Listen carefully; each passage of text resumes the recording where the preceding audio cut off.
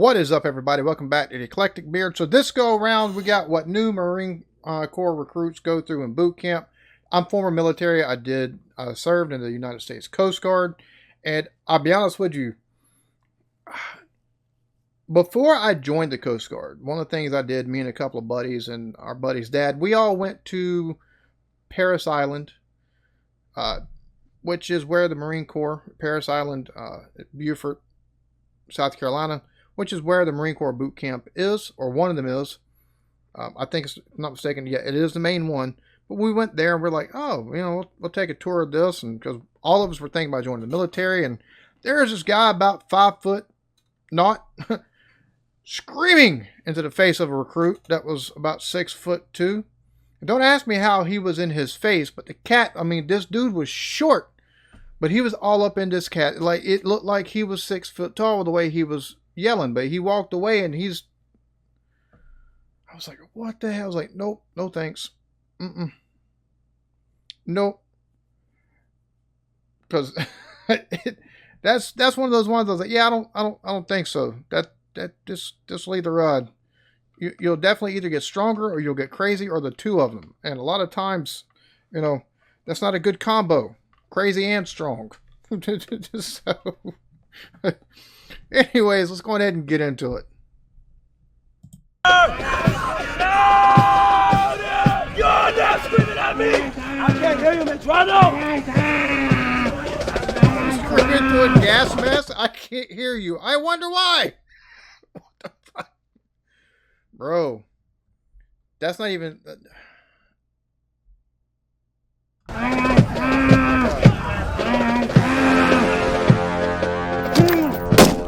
This is Marine Corps Boot Camp in Parris Island, South Carolina. Before they become United States Marines, all recruits have to graduate from the Marine Corps' 13-week basic training program, which tests them. 13 weeks, that's 3 months and a week. Oh my God. We had 8 weeks. Yeah, it was 8 weeks. Because I went in May, and I graduated boot camp in July before I went off to A school in Petaluma, California. Wow. Physically and psychologically. No, I feel sorry for you! It's a pressure cooker for 12 weeks. Under the pressure of an intimidating drill instructor, someone that's put... That is just watching these fuckers come down here. Wow. And granted, we got screamed at too. We did, and we got beat. When I say beat, I mean PT. Like, we got beat, especially the first 4.5, 5 weeks of boot camp. We were beat. Seemed like every 10 minutes before they, you know, didn't graduate from every 10 minutes to like every 30 minutes to every hour on the hour to eventually you only got beat when somebody screwed up. Lord have mercy. My God. The pressure cooker for 12 weeks. That face right there, just, yeah. No wonder why half the guys that come from Marine Corps boot camp are so pompous. Like, they've definitely got a swagger to them, like they're untouchable. Under the pressure of an intimidating drill instructor, someone that's putting you under the scrutiny of attention to detail every single day. And to a certain degree, everything you do is never going to be good enough. Everything at boot camp sucks. It's gonna hurt, it's gonna be painful, but it's only gonna hurt more if you look at it that way. Around! It's boot camp, and it's supposed to prepare you for the challenges that lie beyond. We spent 5 days at Parris Island, where we saw different companies at various stages of training. You will not run, you will walk. Get on the yellow footprints right now. Aye, sir! You will do what you're told to do, when you're told to do it, and without question. Do you understand? Yes, sir! On day 1 of boot camp, new recruits. And that initial intake, and I think this is probably ubiquitous across all of the branches here in the U.S., probably the world over, that intake process, whenever they bring you in, a lot of times it's either on a bus or it's in a van like they showed right there, that cat that brings you out, that screaming is jarring. That loud cadence they take and basically shout at you in is very jarring. And you got to take and figure out early on into boot camp. It's the physical part sucks as far as all of the PT and stuff that you're doing, but they're doing that so that by the time you graduate, you're used to it. So if by the time you graduate, the PT is kind of whittled down some. Normally, because at that point you're making fewer and fewer mistakes, and you're getting ready to be integrated in, and so you're no longer going to be a recruit, but an actual member of the military, and you're somebody they have to depend on possibly to for their life. They've trained you right, and they know they've trained you right. So a lot of times that steps down by last 2-3 weeks of a boot camp. But that initial bit right there is terrifying for a lot of people. Once folks realize after a little bit in, it's mental, all of the stuff. They're trying to make sure you're doing things the right way and how things are expected, and everything else is just mentally trying to break you down. Once you get it through your head, realize outside of the PT and the training, it's mental. It's a mental game. Once you realize that, you can take your lumps a lot easier. Recruits arrive at the receiving barracks, where they take their first steps toward becoming Marines by walking through these silver hatches, symbolizing the threshold between the outside world and Parris Island. You walk through these silver hatches once and never again, do you understand? Aye, sir! Once inside, recruits are processed and assigned to their platoons. Put it up! Yes, ma'am! I know you were told us to come with your head down! Put it up in a bun. I'm out! After graduation, Marines commit to a minimum of 4 years of service. Upon entering the Corps, an entry-level private will earn around $20,000 a year. Sit down. Yes, sir. That has to have been updated. Whenever I was in E1 across all branches, is like $12,000-$13,000 a year. Now, once you get E2, E3, and stuff like that, it goes up at like E1. And if you're married, getting basic, if you're able to take and get stationed somewhere where you get basic allowance for housing, or if you had to get basic allowance for housing to take and send to your wife because you've been stationed somewhere that doesn't have on-base housing, or you've been sent out of country, which happens after your training for your MOS and stuff like that, it's well, yeah, it wasn't like that. It was like, I want to say like $13,000-$14,000, but this was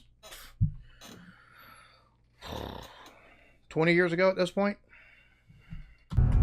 Recruits are required to make a phone call to a family member or their recruiter to let them know they've arrived. This is Recruit Hatcher. I've arrived safely at Parris Island. Please do not send any food or bulky items. They're only allowed to read the script printed for them inside the phone bank. I will contact you in 7 to 9 days by letter with my new address. Thank you for your support. Goodbye for now. Yes, sir. Get in the class. Hey, sir! Recruits are given 3 chances to get someone on the line. Sir, my recruit is not answering, sir. Call him again. Not every recruit is able to make a connection. If there is no answer, hang it up and close it. Aye, sir. But they won't have long to dwell on it. The Marine Corps... I will say that. He said they won't have long to dwell on it. That's one of the great things about boot camp. You're moving at such a pace, and you're absorbing stuff at such a pace that whatever homesickness you have, you... either by the end of the only time you'll have to dwell on any kind of homesickness you might have is as you lay your head in your bunk, and especially in those first couple weeks, and that's only if you don't pass out as soon as your head hits the pillow because you're so tired. Recruit Depot in Parris Island sits on 8,000 acres of the South Carolina Low Country. It's one of 2 enlisted recruit depots in the United States. The other is in San Diego, where only male recruits are trained. Around 20,000 recruits graduate from Parris Island every year before joining the more than 180,000 Marines actively serving today. We take young men and Bunch of women damn from cue all balls. walks of life, all cultures. Maybe they were rich, maybe they were poor. They've got different religious backgrounds. They are the melting pot of America. And they come here with one common goal, and that's to be a United States Marine. Parris Island, South Carolina. Some of them take and go with more than just the goal of being a United States Marine. Some of them take and go because they come from hard-scrabble backgrounds where poverty is the way of life. There's no opportunities, and it's the only opportunity they've got. Here, everyday Americans become Marines, the toughest fighting men in the world. Male recruits have been trained at Parris Island since 1915. Female recruits began to train there in 1949. Today,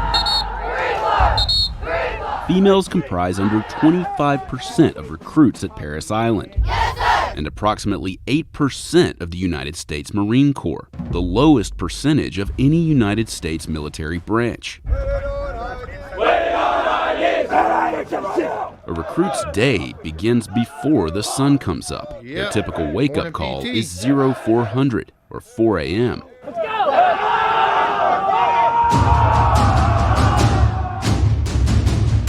Recruits endure an intense series of physical challenges. 4-3. Am I hearing that right? 4-3. Yes, sir. Fail. Some recruits arrive in better shape than others. Some never did anything more than sit on a couch, as a couch potato. And some may have been collegiate athletes. So there's a vast spread of what their athletic fitness and ability is. I ain't gonna lie, I took them in at the age of 19, and I was in pretty good shape. I don't care, unless you're like peak top physical shape.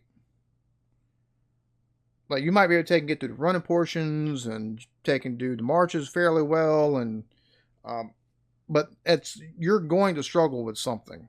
There's no two ways about it. Because there's a difference between having concerted times that you take and actually work out, and then concerted times for athletic activity, but having different times throughout the day, multiple times, 5, 10, 15, 20, 30-minute times of PT because either you screwed up or the whole company is not doing something right or what have you, to where it's, yeah. Much of their training happens here, in Leatherneck Square, where a series of intimidating obstacles comprise the confidence course.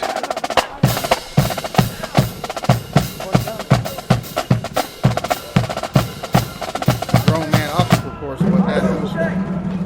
No, I'm tired of watching you freaking fail. You failed this event. Nope, just grab your canteens and go. You failed this event. May this have one more try, sir. What did I just say? Aye, sir. What did I just say? Aye, sir. Go! Aye, sir.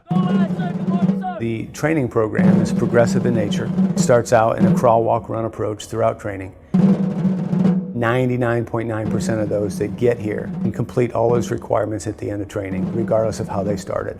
I'm slipping, please. Please help. I don't want to do this. I don't. No, I'm not. I don't want to do this. Yeah, that's really going to help.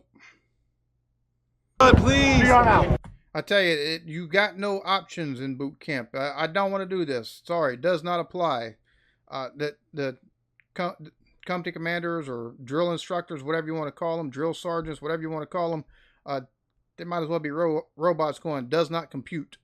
Good Lord, son. Any recruit with a fear of heights gets the chance to conquer that fear, courtesy of this 47-foot-tall tower.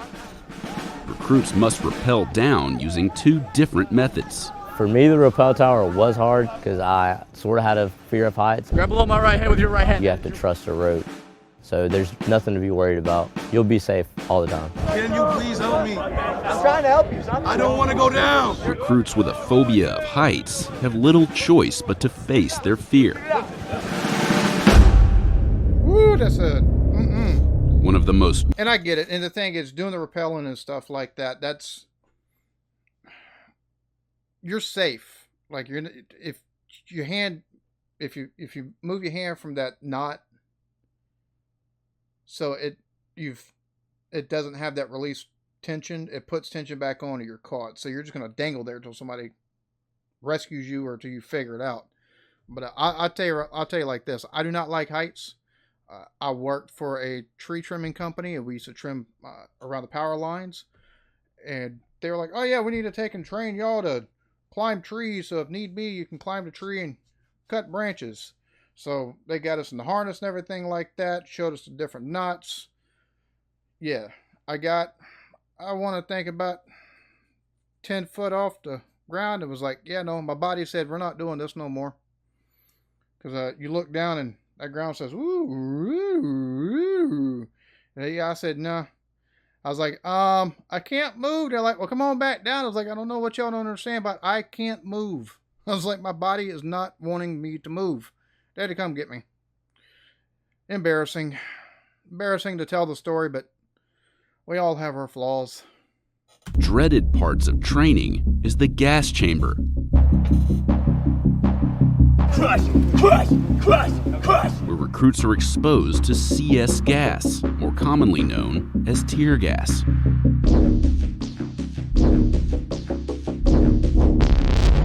Once the recruits enter the chamber, they break the seals of their gas masks. You go in, you feel it, instantly hit your skin, you just feel burning.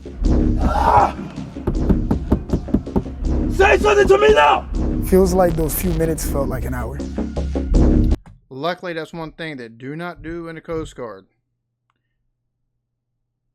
Now, if you're on the team that actually boards boats or other vessels for interdiction purposes or law enforcement purposes, they do make you go through pepper spray training. But as far as the tear gas, yeah, they didn't do that in Coast Guard. And I'm thankful for that one, because that does not look fun. After around 5 minutes, the recruits are free. But the pain endures.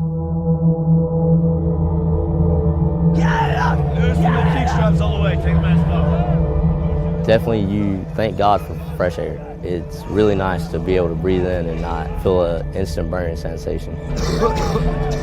Gas chamber is important because it builds confidence. Confidence in the gear, confidence in the drill instructors, and then confidence in themselves.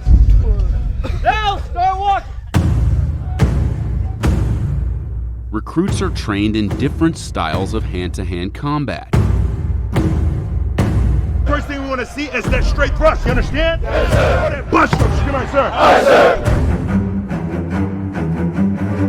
A key aspect of their martial arts training is fighting with bugle sticks. You killed that opponent, you understand?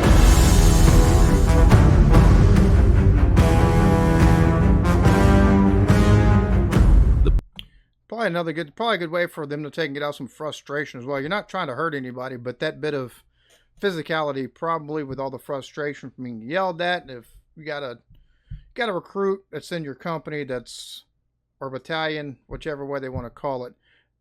I think all of them are pretty much companies, but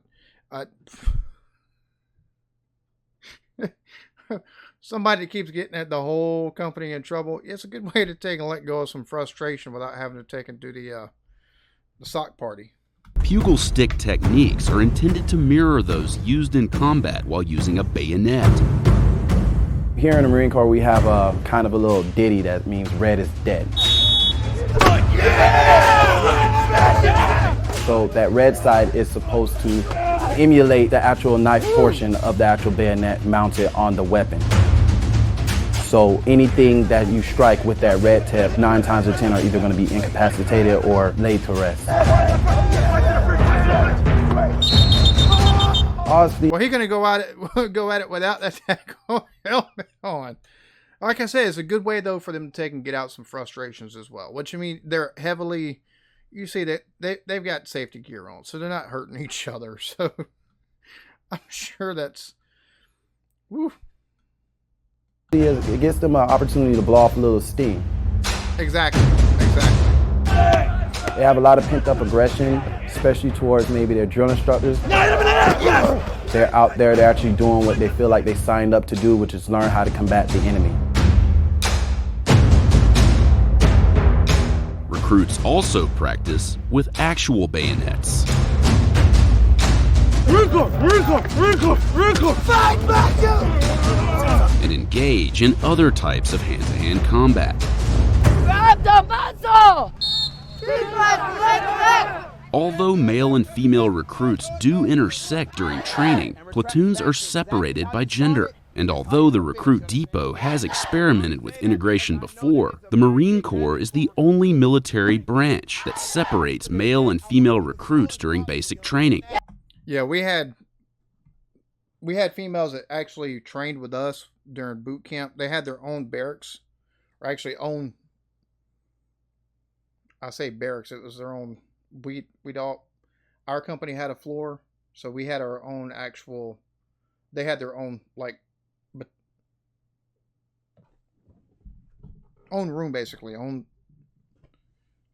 wing of the floor, basically. It's because we had a bunch of bunk beds. There's two separate rooms, 2 big rooms with bunk beds, and there's 2 smaller rooms with bunk beds. There's only like 4 girls within the company, and they got one of the smaller rooms off to the side, in one of the rooms where there wasn't any guys. So yeah, I think even the Navy does that, and so does the Air Force, as well as the Army.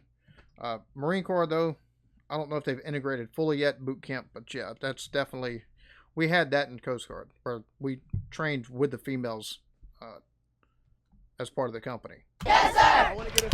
Ready, one. According to the Corps, every Marine is first and foremost a rifleman. Recruits spend the bulk of 2 weeks devoted to marksmanship, the first of which sees few shots actually fired. First off is the fundamentals. They have to understand how to aim. They have to understand exactly how to... Good trigger discipline. You're not shooting. Number one, it should be on safety, but if they're simulating and trying to get them ready to, they're not going to have a round in the chamber or anything in the clips that might be in the gun. And the gun will probably still be on safety as well, but that trigger discipline of having that finger right there instead of on the trigger itself, having it on the outside or even against, which that's not possible with that. Well, yeah, it is. I mean, but that's the better trigger discipline, especially military. Having that trigger discipline to where, if need be, you can pull it back to where it is, but having it right there on that side. So that they teach, that's good that they teach them the actual basics first, how to hold the rifle, how to take and actually, number one, he's sliding the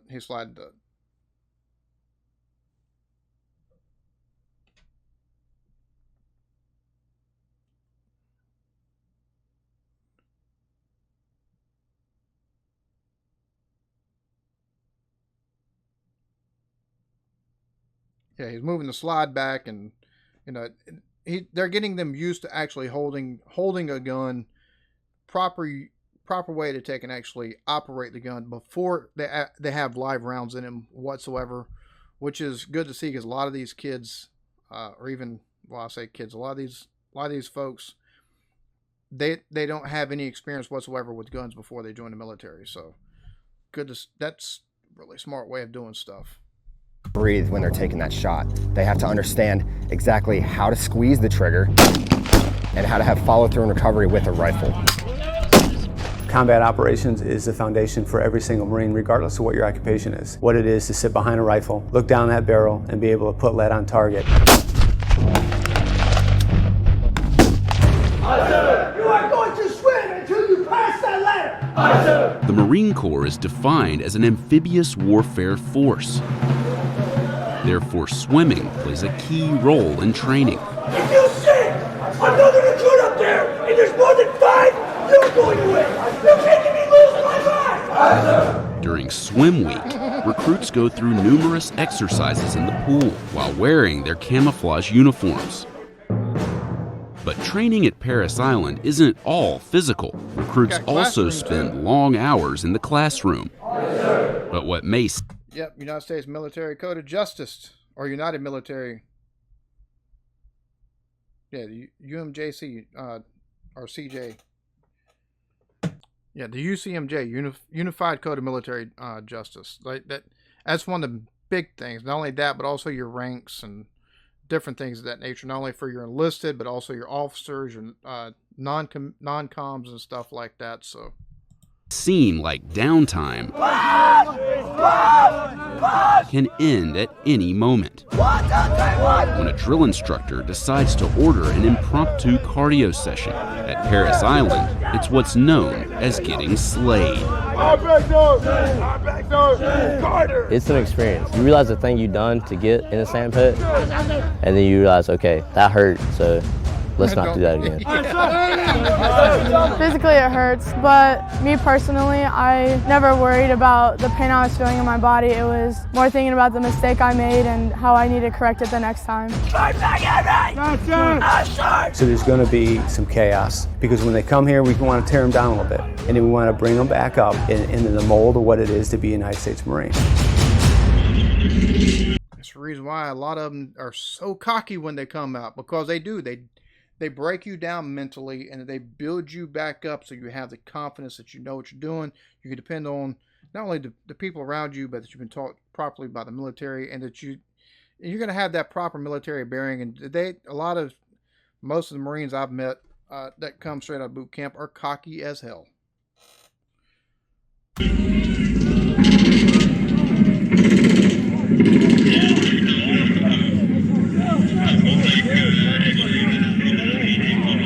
Recruit training culminates in an event known as the Crucible. Over the course of 54 hours, with minimal sleep and food, recruits must endure realistic combat scenarios. The sounds of gunfire and shelling are played over loudspeakers mounted in the training area. I think they need to update the Crucible, to be honest with you, because what they're showing here is a lot of stuff that you associate more with like World War II or even like Vietnam and stuff like that. They need to take and add, I think, an urban element to it, because a lot of the military action that's been done the last 15, 20, 30 years in this country has been a lot of urban environments. You do have still urban or mountainous like Afghanistan and stuff like, but a lot of urban or house to house and, that type of training. I think that's something they should add in because of just how our engagements have been the last bit.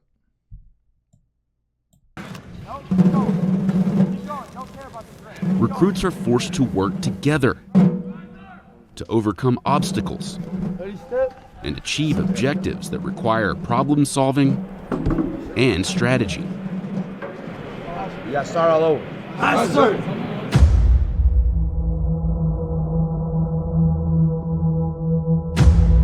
This is what we saw on the second day. The recruits had become exhausted and irritable. I think in that 54 hours, I think they get like 2, maybe 3 hours of sleep. Like, it's not a lot of sleep whatsoever, and it's all done in the field. From what I've been told by brother-in-laws, yeah, if I'm not mistaken, it's in the field itself. Like it's tough. They've all said that was the toughest part of the whole boot camp was the Crucible. Catch us ready. Ready. Jumping. Jump away. Just jump. You're not even jumping. Aye, sir. You're just falling down. Aye, sir. Aye, sir. You go through a really rough time. You start thinking, man, like, it's hot, I'm thirsty, my arms haven't felt this bad in my whole life. We're halfway there, come on. You just keep looking at the person to the left and right of you, you're like, well, he's doing it, I gotta keep going. Like, I'm not gonna let him do it on his own. Come on. So there's no reason not to push. That is brutal. He's taking a dead weight on your back, trying to take and crawl through sand. Just dragging both of y'all. That's rough. Once the Crucible is complete. And he's face down like that. And the thing about Paris Island is the sand fleas. The sand fleas, not only the sand fleas, but also the heat. I live in South Carolina. I'm like an hour and a half up the road. An hour up the road from Paris Island. And the heat, the humidity that comes along with it. 90 percent humidity on, on 100-degree days. It makes it feel like 120, 130 degrees outside, but it's not like 120, 130 degree heat like you'd get if you lived out west where it's a dry heat. No, it's a wet heat, so it's like stepping out into a sauna. So all of this is like being in a sauna. Oh my God. These recruits officially become Marines.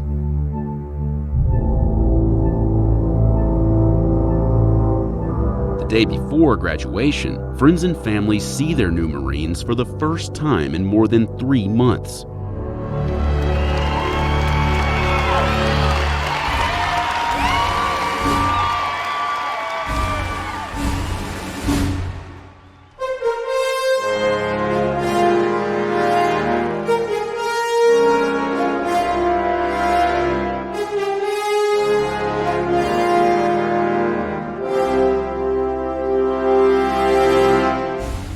Families that come down for graduation day that haven't seen their son or daughter in about 3 months immediately notice not only a physical but an intangible difference. Graduation day is one of the most prideful days that you'll ever have, just because you completed it. Your family is there to take and see you, and you just, that chest is puffed out even more than what it already is from all the working out that you've been doing. So it's yeah, definitely a little bit looser in your step too. Like, you don't get out, you don't lose military bearing or anything like that, but everything's a little more free because you know this is the end of that training before you go to your unit. So when they walk across that parade deck on training day 70 and they graduate, they're no longer recruits, they're Marines.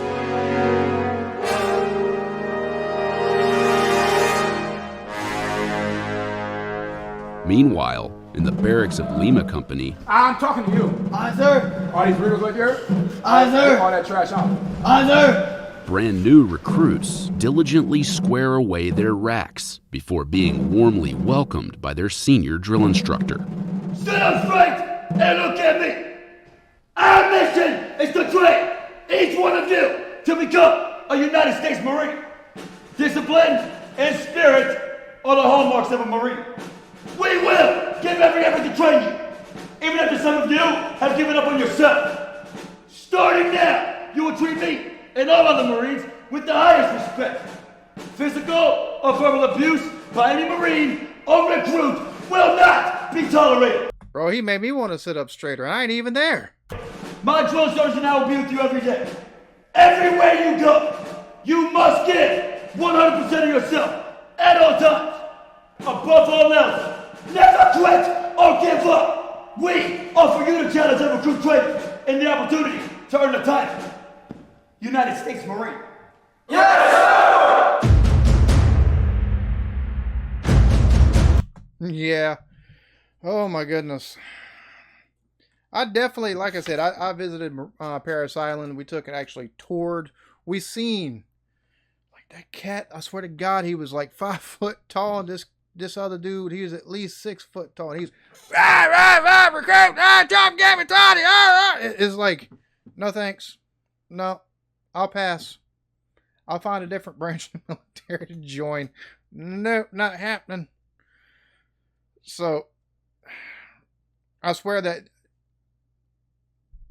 they're some of the cockiest people you'll meet, especially once they take and leave. But it's the mindset they're given. Also, a lot of times, some of the nicest folks.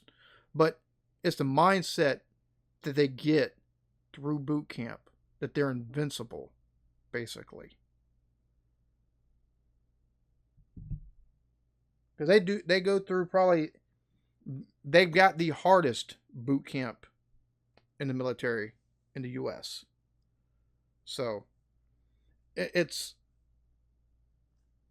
I can understand the pride that they take from being Marines.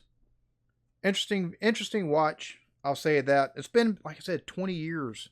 God, 20 years since I joined. 20 years ago I joined the military. It is crazy to me to think about, because that time passed like that. 20 years. Well, that being said, y'all be good to each other. Love yourselves. Peace.